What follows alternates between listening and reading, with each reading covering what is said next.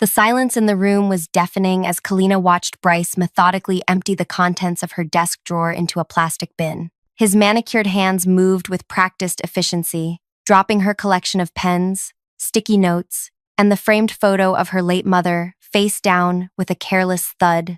Outside, rain pattered against the windows of what had once been her sanctuary, the innovation lab she'd built from nothing over 5 arduous years. "Is this really necessary?" she asked, voice barely above a whisper. Bryce didn't look up, his sculpted features illuminated by the harsh overhead lighting. "Completely. I need this office cleared by noon." 2 days. That's all it had taken for the empire she'd built to come crashing down around her. Yesterday morning, 47 talented scientists and researchers, people she'd personally recruited and mentored, had been marched out by stone-faced security guards, clutching small boxes of personal belongings, their access cards deactivated midday without warning. Today was the physical dismantling. Through the glass wall of her office, Kalina watched as workers in coveralls systematically disassembled 5 years of breakthrough medical research. The prototype testing chamber, gone. The specialized equipment they'd modified for their unique needs, dismantled. And most devastating of all,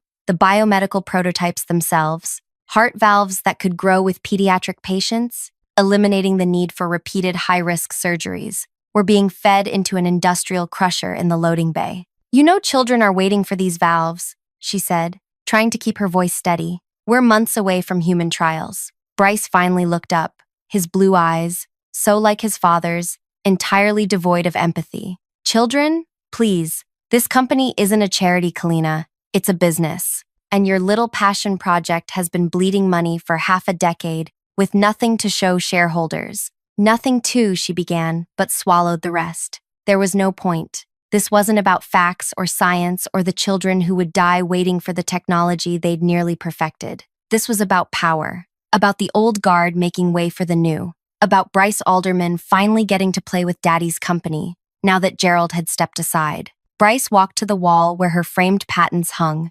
15 of them, each representing countless hours of innovation. With theatrical slowness, he lifted each one off its hook, stacking them in his arms before dropping them carelessly into a recycling bin. "Your legacy is over," he smirked, leaning against what had been her desk since she was 29 years old. "Father says we're going in a different direction. More consumer products, less long-term research, things that actually turn a profit." Kalina nodded once, her face carefully blank. 5 years of 12-hour days, countless weekends, the personal relationships she'd sacrificed, the milestones she'd missed, all reduced to garbage in a matter of hours. She picked up the small cardboard box holding her meager personal possessions. She didn't argue, didn't plead, didn't try to explain the lives their work would save. Instead, she walked out, passing the crusher that was pulverizing her life's work. One of the machine operators avoided her eyes, a tiny glass vial pressed against her palm,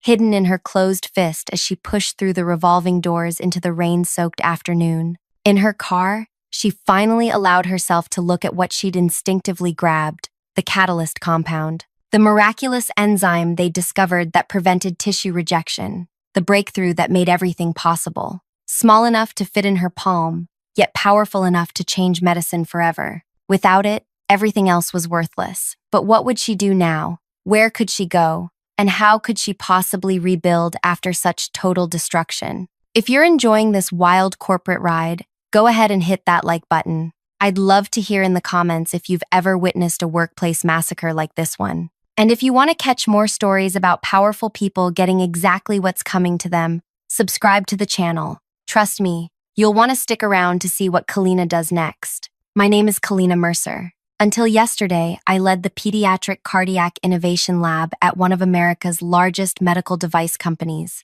Today, I'm unemployed with nothing but a useless advanced degree and a tiny vial that could save thousands of children's lives. Let me rewind a bit. 6 years ago, I was working as a mid-level biomedical researcher when Gerald Alderman personally recruited me. Gerald was old school, brilliant, demanding, but fair. He'd built his company from a garage startup into a medical technology giant over 40 years. He saw something in me that others had missed. "I want someone hungry." He'd told me over dinner at the restaurant where I was waiting tables on weekends to pay off my student loans. "Someone who understands what it means to fight for every inch." the daughter of Eastern European immigrants who'd cleaned office buildings at night so I could attend good schools. I knew exactly what fighting for every inch meant. Gerald offered me the chance to build a division focused on pediatric cardiac solutions, a personal mission for me after losing my baby sister to a congenital heart defect when we were children. I assembled a team of the brightest minds I could find,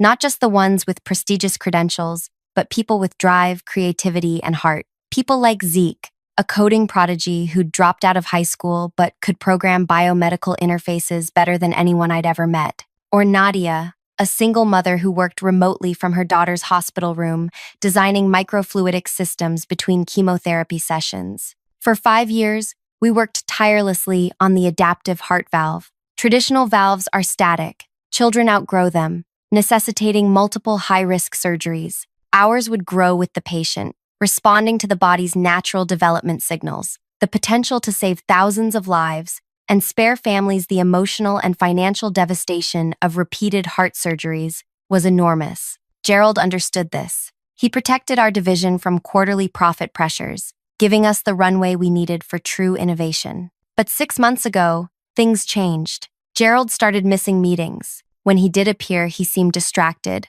tired. Rumors spread, health problems maybe. Then last week, the announcement, Gerald was retiring immediately. His son Bryce would take over as CEO. Bryce Alderman, 34 years old with an MBA and zero medical knowledge, had spent his career in hedge funds and private equity. To him, our division wasn't saving children's lives. It was a line item draining resources from more promising ventures. The morning after Gerald's retirement party, Bryce called me to his office. His father's old space, already transformed with sleek modern furniture and abstract art. "I've been reviewing the financials," he said, not bothering with pleasantries. "Your division has consumed over $30 million in resources with no commercial product. We're scheduled for human trials next month," I explained. "The FDA, fast-tracked." "Fast-tracked still means years before revenue," he interrupted, sliding a folder across the desk. "I've had consultants review your work. They estimate another 5 years minimum before profitability. Medical innovation takes time." Your father understood. My father became sentimental in his old age. I'm making decisions based on financial reality. I left that meeting with a knot in my stomach. The next morning, security guards appeared at our lab doors. By lunch, my entire team was gone. By the following afternoon, so was I. Which brings us to now, sitting in my tiny apartment on the east side of the city, staring at a vial containing a miracle no one else can replicate. The catalyst compound was my personal breakthrough, developed during countless solo nights and weekends when everyone else had gone home. It was the missing piece that solved the tissue rejection problem that had plagued similar devices for decades. Without it, the valves were just inert medical-grade silicone. With it, they became living technology that could save countless young lives. And now I was the only person on Earth who knew how to make it. My phone buzzed. An unknown number. I hesitated before answering. "Hello? Kalina? It's Milo, my former lab technician," his voice hushed and tense. "I'm not supposed to be calling you. Are you okay? Did you find another position?" "No. Listen, Bryce is presenting to the board on Monday. He's claiming your work, the valve design, the trial protocols, everything, as his new strategy. He's telling investors he's streamlining the innovation process and promising commercial deployment within 18 months. My grip tightened around the phone. That's impossible. He doesn't even understand how the technology works. Exactly. He's bluffing his way through meetings, using our slides, our data. But Kalina, Milo paused, his voice dropping further. "The Yoshida Group is flying in for Monday's demonstration." My heart nearly stopped. Yoshida Medical Technologies was the largest medical device distributor in Asia. A partnership with them would mean global reach for the valves and billions in potential funding. What demonstration? The prototypes were destroyed. I watched them get crushed. "Bryce kept one set," Milo whispered. "For show. But Kalina, without the catalyst, they're useless," I finished. "Just empty shells. He doesn't know that. He thinks they're complete. He's planning to demonstrate tissue integration using Gerald's old slideshow. But when the Yoshida team asks for verification, the implications hit me like a physical blow. Without the catalyst compound, the demonstration would fail spectacularly. The partnership would collapse. And with it, any chance of our valves reaching the children who desperately needed them. Unless, Milo, I need to go. Be careful, and thank you. I hung up and stared at the vial in my palm. For the first time since walking out of the building, I felt something other than despair stirring in my chest. It was the beginning of a plan. The vial felt impossibly small in my hand, a tiny glass vessel containing 5 years of late nights, failed experiments, and finally, breakthrough. I placed it carefully in my kitchen cabinet, behind the salt and pepper shakers, and sat at my tiny kitchen table. Think, Kalina, think. Bryce was playing a dangerous game, one with children's lives as collateral. But he'd made a critical error. He didn't understand what he was destroying. Like many born into privilege, he saw only surface value, not the complex systems beneath. Sunday morning dawned gray and listless. I hadn't slept. Instead, I'd filled 3 notebooks with calculations, contingencies, and consequences. By sunrise, I knew what I had to do. I showered and dressed meticulously, the charcoal pantsuit I'd worn to my interview with Gerald all those years ago. A subtle armor for the battle ahead. My phone rang. Zeke, my head of software engineering. They're calling us back, he said without preamble. His voice held confusion and a hint of hope. Who is? Human Resources. I just got an email asking me to come in Monday morning. Same with Nadia and about 10 others from the team. My heart raced. What exactly did they say? Just that they're reassessing staffing needs and want to discuss potential opportunities. What's happening, Kalina? Are they realizing they made a mistake? I closed my eyes, seeing the trap instantly. Zeke, listen carefully. Bryce has the Yoshida presentation tomorrow. He needs people who can answer technical questions when he gets in over his head. So, we'd be window dressing. He'll parade you in to impress Yoshida, then dispose of you again once the contract is signed. The line went quiet. Then, what should we do? Go to the meeting, I said firmly. All of you. Say nothing about speaking with me. Act grateful for the second chance. But Zeke, take detailed notes on everything Bryce says about the valves. After hanging up, I made another call. To Irene, Gerald's longtime executive assistant who'd survived countless regime changes over 30 years. I wondered when you'd call, she answered, voice warm despite the circumstances. Gerald would be heartbroken to see what's happening. Have you spoken to him? Irene sighed heavily. No one has. Bryce says he's taking time away from all business matters at some wellness retreat in Switzerland. No contact permitted. That didn't sound like Gerald. The man lived for his company, checked emails during his wife's funeral. Something wasn't right. Irene, I need a favor. Can you tell me who's attending tomorrow's board meeting? The usual suspects. The board, senior leadership, the Yoshida delegation, 5 people including Dr. Himari Yoshida herself, and, she hesitated, and Bryce added Clarissa Vega to the invite list last night. My stomach tightened. Clarissa had been my research partner during the earliest valve prototypes. Brilliant but ruthlessly ambitious, she'd left after I was promoted over her. Last I'd heard, she was leading cardiac research at our biggest competitor. He's hedging his bets, I murmured. If the demonstration fails, he'll offer Yoshida an alliance with Clarissa instead. Smart boy, Irene said dryly. Pity he's using his powers for evil.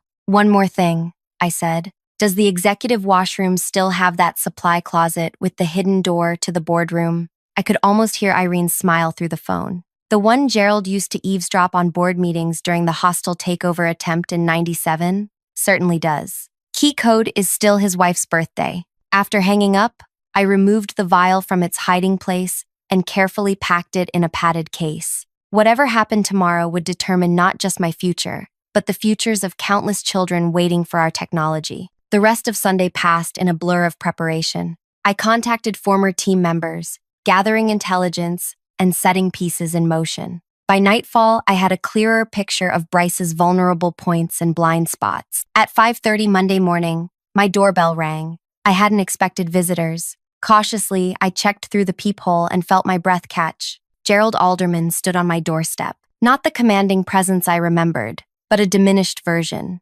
Thinner, grayer, his normally immaculate appearance slightly disheveled. Behind him idled a black town car with tinted windows. I opened the door. Gerald, may I come in? His voice was the same deep baritone, but quieter now, tinged with something I'd never heard from him before. Fear. I stepped aside, allowing him entry to my modest apartment. He glanced around, taking in the stacks of research journals, the whiteboard covered in chemical formulas, the half-eaten takeout containers. "I apologize for the early hour," he said, remaining standing though I gestured toward my small couch. "I don't have much time." "Switzerland not agreeing with you?" I couldn't keep the edge from my voice. His eyes widened slightly. "Is that what he's saying? I've been locked in my lake house since signing the papers. All communications monitored. Asset transfers frozen." The pieces clicked together. This wasn't a willing succession. Gerald's hands trembled slightly as he straightened his tie. "My diagnosis came 6 months ago. Early onset Alzheimer's. Bryce found out, convinced the board I was already impaired. Threatened a public competency hearing if I didn't step down quietly. But your company is legally his now?" Gerald finished. "I signed everything over, trying to protect my legacy and spare my family the public spectacle." His face hardened. "I didn't realize he would immediately dismantle everything that mattered." "The pediatric valve program," Gerald nodded. 5 years of revolutionary work, destroyed in 48 hours. "I taught him business, Kalina. I never taught him humanity." He looked directly into my eyes. "He doesn't have the catalyst compound, does he?" The directness of the question startled me. "Why would you think that?" "Because I know you. When I recruited you, I recognized something in you. The same thing I had when I started.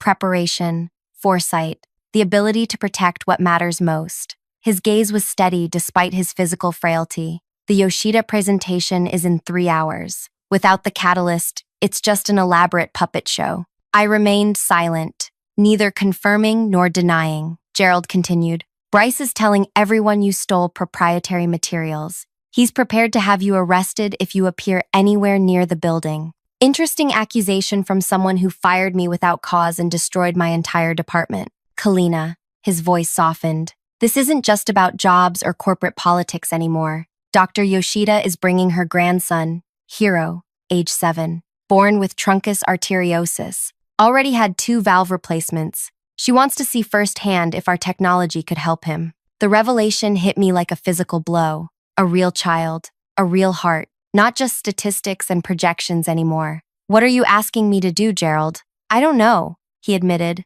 suddenly looking every one of his 70 years. "I escaped my handlers to warn you, nothing more. If Bryce fails today, the company stock will plummet. The valve program will never recover. Yoshida will partner with someone else. And if he succeeds through deception, children get false hope. Investors lose millions. And you," he trailed off, looking around at my small apartment, "you lose everything you've worked for." A heavy silence fell between us. Through the window, I could see the first hints of dawn breaking over the city skyline. The same view I'd gazed at countless nights while working late, dreaming of the lives we'd save. "There's a third option," I said finally. Gerald raised an eyebrow. "I'm listening." I told him my plan. Not everything. Some details were better kept to myself, but enough. With each word, his posture straightened, shadows of his former self emerging through the weariness. When I finished, he nodded once. "It's risky. Everything worthwhile is. You'd be burning bridges. Some bridges should burn." Gerald checked his watch and stood. "My absence will be noticed soon. Whatever you decide, Kalina, know that I'm sorry. I built something I couldn't protect in the end." As he reached the door, I called after him. "Gerald, how did you know where I live?" A ghost of his old smile crossed his face. "I approved your mortgage assistance loan 5 years ago. Some things a CEO doesn't delegate." After he left, I sat motionless, watching dawn break fully over the city. The headquarters building was visible from my window, 60 stories of glass and steel, where in just hours, Bryce Alderman would either cement his triumph or face catastrophic failure. I picked up my phone and made the call I'd been putting off. "Clarissa, it's Kalina Mercer. I think we should talk before your meeting with Bryce and Yoshida today." Her laugh was exactly as I remembered, musical but with sharp edges. Well, the mighty have fallen. What could we possibly have to discuss?" The catalyst compound. Silence stretched for several seconds. "You're bluffing," she finally said, but uncertainty had crept into her voice. "That compound was theoretical when I left. I completed it 9 months ago. Bryce doesn't have it. But you already suspected that, didn't you? It's why he called you in as backup." More silence. Then, "What are you proposing?" "Meet me at Riverside Park, north entrance, 40 minutes. Come alone." "And why would I do that?" I took a deep breath. "Because I'm offering you exclusive rights to the formula. but I have conditions. The clock was ticking. In less than 3 hours, the most important medical technology presentation in a decade would begin. By then, all my pieces needed to be in position. I gathered my things and headed for the door, the precious vial secure in my pocket. As I stepped outside, my phone buzzed with a text from Zeke. Meeting with Bryce in 30 minutes. Whole team called in. Security watching us closely. Something feels wrong. I texted back, stay calm, follow the plan, trust me. But as I walked toward the park to meet Clarissa, doubt crept in. Had I miscalculated? Was I risking too much? What if Bryce was smarter than I'd given him credit for? The morning air was cool against my face as I rehearsed what I would say to Clarissa. We'd been friends once, before ambition and rivalry drove us apart. Now, I needed her as either an ally or a convincing adversary. Either way, she was essential to what would happen next. My phone rang again. Unknown number. Hello? Dr. Mercer? A woman's voice, heavily accented. This is Himari Yoshida. I believe we have much to discuss before this morning's meeting. I froze mid-step on the path, commuters brushing past me in the early morning rush. Dr. Yoshida? How did you get your number? Her voice was crisp, authoritative. I have resources, Dr. Mercer, and when my grandson's life is potentially at stake, I use them. I moved to a quieter spot beneath a tree. I'm listening. I am not a woman who appreciates games, Dr. Mercer. I received a rather urgent email last night from a former employee of yours, someone named Nadia. She claims the technology being presented to me today is incomplete without your involvement. My heart raced. Nadia had gone off script. This wasn't part of the plan. That's a complicated situation, Dr. Yoshida. I deal in complicated situations daily. Her tone softened slightly. I'm bringing my grandson, Hiro, to this meeting. He's had 2 open-heart surgeries already. A third might kill him. I need to know, is your valve technology real? Can it help him? The directness of her question cut through my strategic thinking. This wasn't about corporate politics anymore. It was about a 7-year-old boy. Yes, I said simply. The technology is real, but it's not ready without the catalyst compound. And you have this compound? I hesitated. Yes. Interesting. The line went quiet for a moment. The young Mr. Alderman seems quite confident about today's presentation. Bryce is betting you won't know the difference between a working prototype and an empty shell. Another pause. I see. And what would you suggest I do with this information, Dr. Mercer? Attend the presentation. Ask questions, particularly about the tissue integration process. Watch his answers carefully. And what will you be doing during this presentation? That depends on how my next meeting goes. With Clarissa Vega? Dr. Yoshida asked, confirming my suspicion that she'd done her homework thoroughly. A formidable researcher. Your rival, I understand. We have history, I acknowledged. History complicates things, she sighed. My car is approaching your location now. Perhaps we should continue this conversation in person before you meet Dr. Vega. I looked up to see a sleek black sedan pulling to the curb nearby. The window lowered, revealing an elegant older woman with sharp eyes and silver hair pulled into a perfect chignon. Dr. Yoshida, please, she interrupted. I've flown halfway across the world for this technology. I can spare 10 minutes to speak with its creator. The car door opened invitingly. I glanced at my watch. 25 minutes until my meeting with Clarissa. Enough time for a brief conversation. I slid into the plush leather seat beside Himari Yoshida, noticing immediately how she assessed me with clinical precision. Her designer suit contrasted sharply with the medical monitoring device strapped to her wrist. Not for herself, I realized, but displaying a child's vital signs in real time. Hiro, she said, following my gaze. His heart shows signs of strain already this morning. Excitement about our trip, perhaps. She turned the display toward me. This is not abstract for me, Dr. Mercer. I studied the readout, my training automatically noting the subtle irregularities in the pattern. Mitral regurgitation? She nodded, impressed. You have a good eye. Yes, his artificial valve is already showing leakage. That's exactly what our technology prevents, I said quietly. The adaptive tissue integration means the valve grows and strengthens with the patient. So, I've read in your research papers. Very promising. Yet now I'm told the demonstration today may be, what is the phrase? Smoke and mirrors? The car moved smoothly through morning traffic as I considered my response. The valve design is genuine. The prototypes exist. But without the catalyst compound that prevents rejection, they're just elegant paperweights. And Bryce Alderman doesn't have this compound? No, yet you do? I met her gaze directly. I developed it myself, nights, weekends, while everyone else went home. It wasn't part of my official duties. It was my personal obsession. Something in her expression softened. I understand obsession, Dr. Mercer. I've devoted my life to medical technology advancement, but I must ask, what are your intentions? Will you allow this presentation to fail publicly? The question hung between us as the car slowed near the park entrance where Clarissa would be waiting. Children like Hero deserve this technology, I said finally, but Bryce Alderman deserves nothing. I'm trying to find a path that serves one without rewarding the other.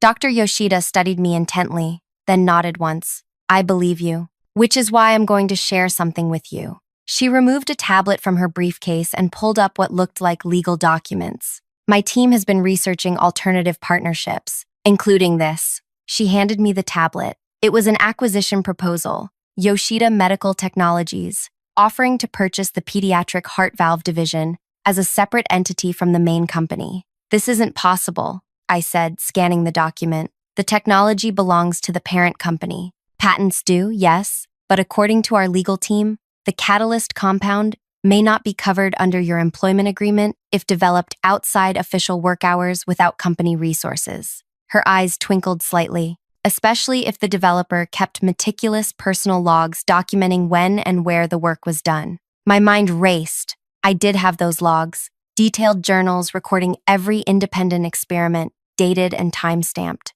This is why I wanted to meet you, she continued. Today's presentation is merely a formality for me. I've already decided Yoshida will have this technology, either through partnership with the current leadership or through direct acquisition from the creator. She nodded toward the tablet. Those documents represent Plan B. The car stopped. Through the window, I could see Clarissa pacing by the park entrance, checking her watch impatiently. Your meeting awaits, Dr. Yoshida said. I should warn you, the Alderman Company attorneys contacted Dr. Vega last night with a very generous offer for her to recreate your work. This was an unexpected complication. Thank you for telling me. One last question, Dr. Mercer. What matters most to you in this situation? Revenge against young Mr. Alderman? Financial compensation? Or seeing your technology help children like my grandson? Without hesitation, I answered, the children, always. She nodded, seemingly satisfied. Then we understand each other. I'll see you at the presentation.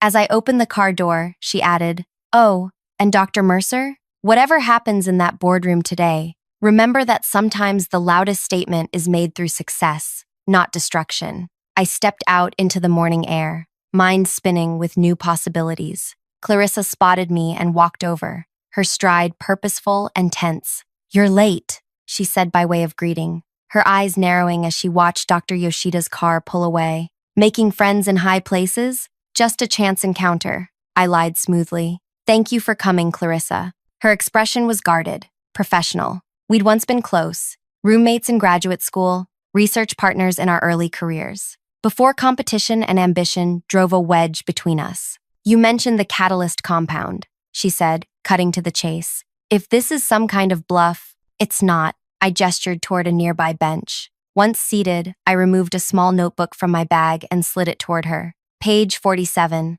the basic molecular structure. Clarissa flipped to the page, her eyes widening slightly as she scanned the formula. This is elegant, simpler than I would have expected. The elegance took 2 years to achieve. She looked up from the notebook. And you're offering me rights to this? Why? What's your angle, Kalina? Because Bryce Alderman destroyed our work out of arrogance and greed. Because children like Hiro Yoshida need this technology. And because, despite our differences, you're a brilliant researcher who would develop it properly. Suspicion clouded her features. That's very altruistic, but I know you better. What do you want in return? Your testimony. Today, at the board meeting, I want you to publicly verify that what Bryce is presenting is incomplete without the catalyst compound. Clarissa laughed, though without humor. So, I torpedo my relationship with a potential major client to help you get revenge? That's a terrible offer. Is it? Bryce brought you in as his safety net when the demonstration fails. He's using you, Clarissa. Once Yoshida walks away disappointed, you'll be discarded just like my team was. She went quiet, considering this. Besides, I continued, I'm not asking you to lie. Just state the scientific truth, that without a proper catalyst, the valve is non-functional. And after I commit this career suicide, you'll give me the compound? No. I met her gaze steadily. I'll give you something better. Partnership. You, me, and Yoshida Medical, developing this technology together without Bryce or his company involved at all. Her eyes widened. That's not possible. The patents may not cover the catalyst. I gave her a brief overview of what Dr. Yoshida had shared. But this only works if the demonstration today fails publicly, and the board understands exactly why. Clarissa was silent for nearly a minute, her brilliant mind no doubt gaming out scenarios and consequences. Finally, she nodded slowly. If what you're saying is true about the legal status of the catalyst compound, and if Yoshida is genuinely interested in this arrangement, she drummed her fingers against the notebook. What exactly do you need me to say? I smiled for the first time in days. Just the truth, Clarissa, with your usual precision and attention to detail. I think, as we finalized our agreement, my phone buzzed with texts from multiple team members, all variations on the same message. Bryce was panicking. The demonstration materials weren't working as expected. He was shouting at lab technicians, demanding the missing ingredient. We should go, I said, standing. The presentation starts in 90 minutes, and I need to make one more stop first. Clarissa raised an eyebrow. You're cutting it close. Timing is everything, I replied, thinking of the tiny vial in my pocket and the intricate chain of events I'd set in motion. Sometimes you have to let a situation reach its breaking point before stepping in. As we walked toward the street to hail separate cabs, Clarissa asked the question I'd been expecting. The formula in your notebook, it's not complete, is it? I smiled. Consider it proof of concept. The full formula comes after your testimony. She shook her head, a reluctant smile playing at her lips. You always were 3 steps ahead, Kalina. It's why Gerald chose you instead of me. Today we're on the same side, I reminded her, and we both want the same thing, to see this technology help children who need it. We parted ways with a professional handshake that held echoes of our former friendship. As her taxi pulled away, I checked my watch. 78 minutes until the presentation, just enough time for the final piece of my plan. I dialed a number I hadn't used in months. Trevor? It's Kalina Mercer. Is the offer still open? Trevor Hayward, financial reporter for the Wall Street Journal, had been pursuing me for an exclusive on our heart valve technology for over a year. I'd always declined, following company policy on media relations. Kalina? This is unexpected, Trevor answered, surprise evident in his voice. Which offer are you referring to? The profile piece on the pediatric heart valve program. The profile piece on the pediatric heart valve program. I could practically hear him sitting up straighter. Absolutely. But I thought your company had tight restrictions on speaking to press? Circumstances have changed, I said, flagging down a taxi. How quickly can you get to the headquarters building downtown?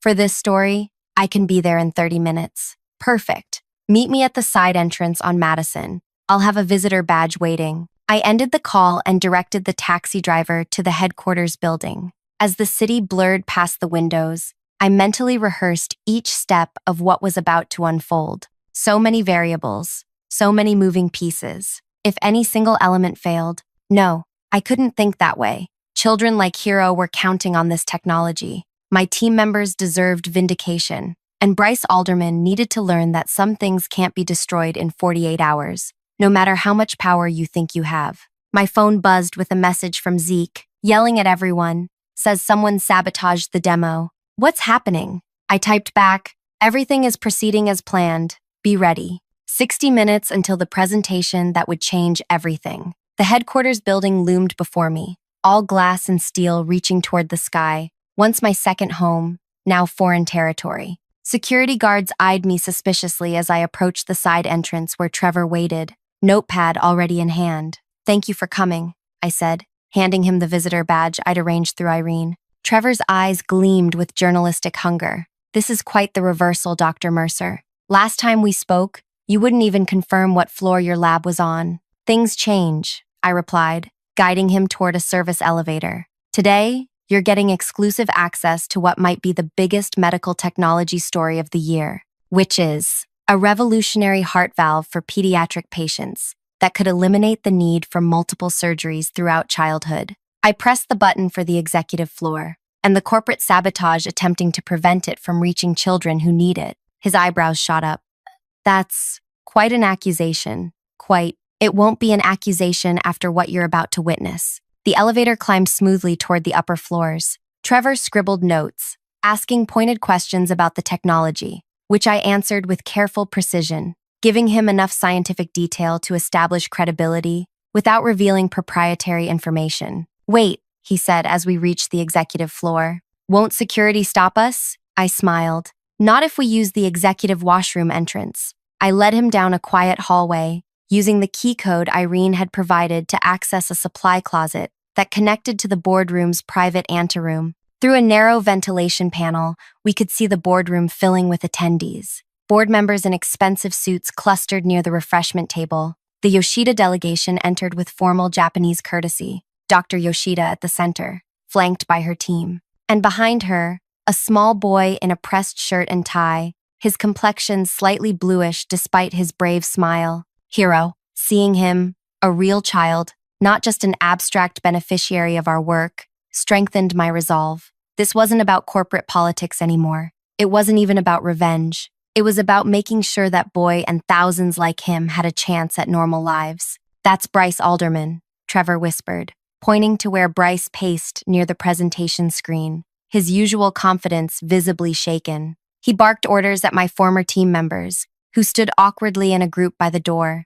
Zeke caught my eye through the vent and gave an imperceptible nod. My team was in position. It's time, I whispered to Trevor. Stay here until the presentation begins. Then find a seat in the back. Record everything, but don't intervene. Where will you be? Making an entrance. I slipped out through the supply closet, took a deep breath, and headed toward the boardroom's main doors. 2 security guards stepped forward as I approached. Dr. Mercer, you're not authorized. I'm an invited guest, I said calmly, showing them the visitor badge. Check the updated list. One guard checked his tablet, eyebrows rising in surprise. You were added 20 minutes ago. By, he frowned at the screen. By Mr. Gerald Alderman? I smiled. That's right. Confused but unwilling to challenge the founder's authority, they stepped aside. I entered the boardroom just as the lights dimmed for Bryce's presentation. The sudden hush as I appeared was deeply satisfying. Bryce froze mid-sentence, his expression cycling rapidly from shock to rage. Security, he snapped, recovering. Remove Dr. Mercer immediately. Before the guards could respond, Dr. Yoshida rose from her seat. Mr. Alderman, I specifically requested Dr. Mercer's presence today. She is, after all, the creator of the technology we're here to discuss. Bryce's face flushed crimson. Dr. Yoshida, I assure you, the technology belongs to this company. Dr. Mercer is a former employee with no current authority, yet curiously essential to today's demonstration. Clarissa interjected smoothly from her seat near the board members. Isn't that right, Bryce? The board chairman leaned forward. What's going on, Bryce? You assured us this presentation was ready. Trapped? Bryce forced a smile. Everything is under control. Dr. Mercer's presence is unexpected but not unwelcome. Perhaps she'd like to observe from the back while we proceed. I took a seat beside Trevor, who had slipped in during the commotion. The room settled as Bryce launched into his presentation, outlining the pediatric heart valve's potential market impact and revenue projections. For 20 minutes, he spoke confidently about technology he barely understood, using my team's slides, my research data, my life's work. The board members nodded approvingly at the projected profits. The Yoshida team listened with professional interest. Only when he reached the practical demonstration did Bryce's composure begin to crack. He gestured to a lab technician who brought forward a sealed case containing the valve prototype. This revolutionary device, Bryce announced, lifting the valve for all to see, integrates seamlessly with the patient's growing heart tissue thanks to our proprietary biological interface. Dr. Yoshida raised her hand. May I ask a specific question about that interface, Mr. Alderman? Bryce nodded, a bead of sweat visible on his temple. The tissue integration, it requires a catalyst compound to prevent rejection, correct? Can you explain how that compound functions at the molecular level? The room went silent. Bryce glanced desperately toward his notes, then to Clarissa, who merely raised an eyebrow. The catalyst compound uses advanced biochemical processes, he stammered. Perhaps more specifically, Doctor. Yoshida pressed, could you address how it overcomes the T-cell response that typically leads to rejection? My grandson's immune system is particularly sensitive. Bryce's face paled. He had no idea how to answer. In the awkward silence, Clarissa rose from her seat. "If I may," she said smoothly. "As a cardiac research specialist, I've studied this technology extensively. The truth is, the valve Mr. Alderman is holding cannot function without a specific enzyme compound, and that compound is not present in today's demonstration." Murmurs rippled through the board members. The chairman frowned deeply. "Bryce, is this true?" Before he could respond, I stood. "The catalyst compound exists," I said clearly. "I developed it myself, working independently on nights and weekends. The compound prevents tissue rejection through a novel approach to immune response modulation." I walked to the front of the room, aware of all eyes following me. What Mr. Alderman doesn't understand is that the valve is merely the delivery system. Without the catalyst, I removed the vial from my pocket, holding it up to the light where the clear liquid caught the room's illumination. "It's just an empty vessel." "This is absurd," Bryce sputtered. "That's company property. You stole it from the lab." "Interesting accusation," I replied calmly. "Considering you personally destroyed all lab samples 2 days ago, I have 17 witnesses who watched you feed our prototypes into an industrial crusher." The board chairman turned to Bryce, aghast. "You destroyed the prototypes? After 5 years of research investment?" "It was strategic streamlining," Bryce insisted, his voice rising. "The division was bleeding money with nothing to show for it." From the back of the room, Zeke spoke up. "Nothing except a revolutionary technology that would save thousands of children from multiple heart surgeries."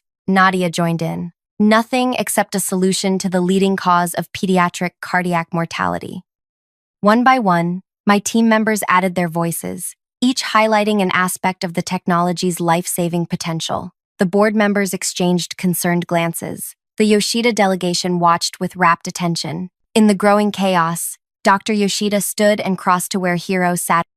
She placed a gentle hand on his shoulder before addressing the room. "Gentlemen, ladies, while this corporate drama is fascinating, I'm here for one reason only." She gestured to Hiro. "My grandson has had 2 heart surgeries already. His prognosis without new technology is poor. I came today prepared to invest $8 billion in a partnership that would bring this valve to children worldwide." The room went utterly silent. "However," she continued, "I cannot in good conscience invest in a company where promising medical innovations are destroyed for short-term financial appearances." She turned to face me. "Dr. Mercer, would you be willing to demonstrate how your catalyst compound interacts with the valve?" Bryce stepped between us. "This is outrageous. The compound, if it exists at all, belongs to this company under Dr. Mercer's employment contract." The board chairman raised a hand. "Actually, Bryce, we should clarify that point." He nodded to a woman I recognized as the company's chief legal counsel. "Miss Chen, your assessment," the lawyer cleared her throat. "Based on initial review, if Dr. Mercer developed this compound independently, using her own time and resources outside of assigned projects, there may be a question of ownership." "There's no question," Bryce shouted, losing composure entirely. "Everything she did belongs to us." "Not according to my personal research logs," I countered, nodding to Trevor, who produced copies of my journals from his briefcase, the same journals I'd transferred to him outside the building. "Every experiment dated, timed, and verified as conducted outside company hours using my personal equipment." Bryce lunged for the journals, but the board chairman intercepted him. "That's quite enough, Bryce." In the tense silence that followed, little Hiro spoke up, his voice small but clear. "Can I see how it works? The heart thing?" His simple question cut through the corporate tension. Dr. Yoshida looked to me inquiringly. I crossed to the demonstration table where the valve prototype sat. "I'd be honored to show you, Hiro." Under the room's collective gaze, I carefully applied 3 drops from my vial to the valve's tissue interface. The reaction was subtle but unmistakable. The biomaterial slowly shifted, becoming more translucent, more alive. "This is what makes it special," I explained, kneeling to Hiro's eye level as he approached. "The valve doesn't just sit in your heart like other artificial valves. It becomes part of your heart, growing as you grow." His eyes widened with wonder. "So, I wouldn't need more surgeries?" "That's the goal," I said gently. Dr. Yoshida placed her hand on my shoulder. "I've seen enough." She turned to address the board. "My offer stands $8 billion, but not under current management, and not without Dr. Mercer leading the project. The board chairman looked from Bryce's furious face to mine, then to the Yoshida delegation and the $8 billion they represented.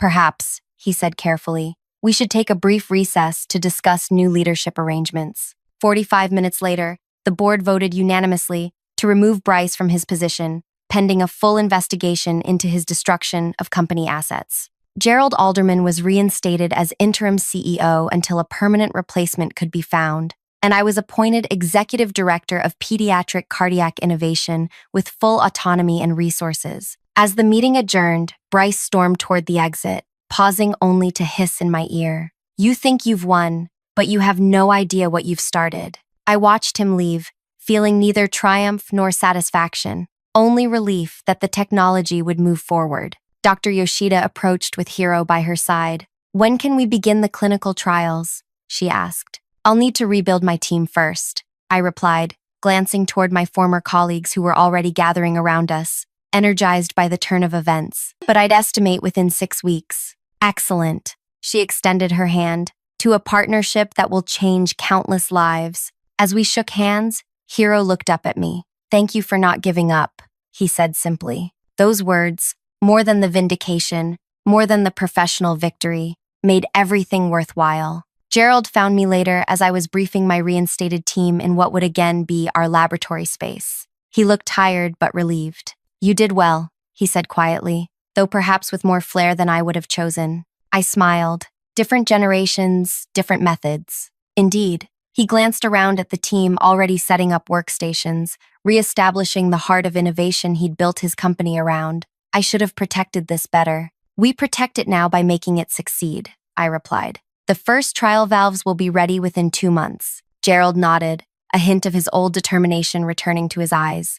I'll hold you to that. He turned to leave, then paused. By the way, that reporter, Trevor, has some very interesting questions about corporate sabotage and medical technology suppression. Care to explain? Insurance policy, I said with a slight shrug. In case today went differently. I'm also body, he chuckled softly. Like I said, different methods. With a final nod, he left me to rebuild what his son had tried to destroy. That evening, as I stood in our restored lab watching the sunset through the windows, Zeke joined me with 2 cups of coffee. Not bad for someone who was unemployed this morning, he said, handing me a steaming mug. The team's wondering, did you plan all this from the beginning? Having the compound, getting Yoshida on your side, the whole boardroom showdown? I sipped my coffee, considering. Not all of it. Some pieces fell into place at the last minute, but I knew what mattered most, the technology and the children it could help. And getting Bryce kicked to the curb, Zeke added with a grin. That was a bonus. I gazed at the vial of catalyst compound, now secured in our lab's specialized storage. Sometimes the best revenge isn't destroying your enemy. It's building something so important they become irrelevant. 2 months later, Hiro Yoshida became the first recipient of our adaptive heart valve. His successful procedure made medical headlines worldwide. And somewhere across the city, Bryce Alderman read those same headlines, understanding too late what he had tried to destroy in 48 hours. Some legacies can't be erased so easily. If this corporate revenge story got your blood pumping, hit that like button. Have you ever had a boss or colleague try to destroy your work? Share your experience in the comments below. And don't forget to subscribe for more stories about professionals who refuse to let their work be undermined. Remember, sometimes the best revenge isn't getting even, it's getting ahead and making your work too valuable to ignore. Thanks for listening all the way through.